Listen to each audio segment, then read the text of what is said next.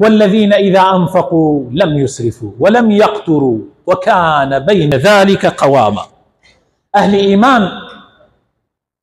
صفتێکی زۆر گرنگە خۆشەویستەکانم لە زۆربەی کوردانیە.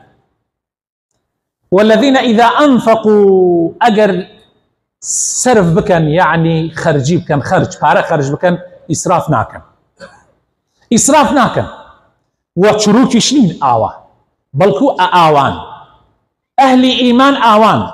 دائما آوا سيك بريزان آوا حسابك تكردوه باشا كفتك تكردوه بو خود نك باشا كفتك أي حكمان باشا كفتك تكردوه بو خود باشا كوتك زور قرنج آوا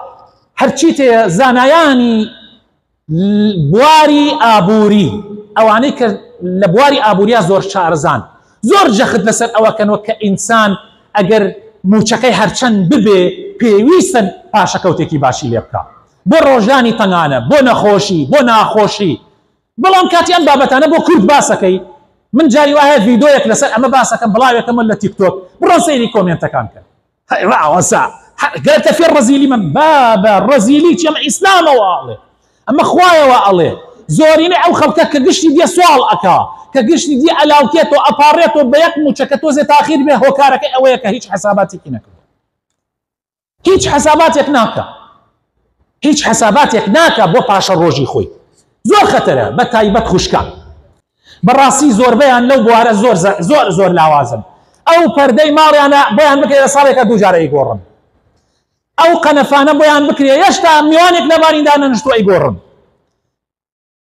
امك اقورن او اهينا امك اقورن امك اهينا يتيرتان نخوار اي تيرتان نخوار لوا خوي تعالى خشي بمسرفان نايك ان الله لا يحب المسرفين ايه قران انسان ايمان دار مسرف نيه بويا خوي تعالى يك نصيحتك جوان من اكا والذين اذا انفقوا لم يسرفوا ولم يقتروا انسانش رزيل نيه بيستمتو هندي برامانه زور رزيله برامبر بمالو ناري خوي انسان نابي الرزيل به انسان ابي بكي امكانياتي خوي مالو ناري بالخوشكا بلام نك اسرافك او زور قرنقه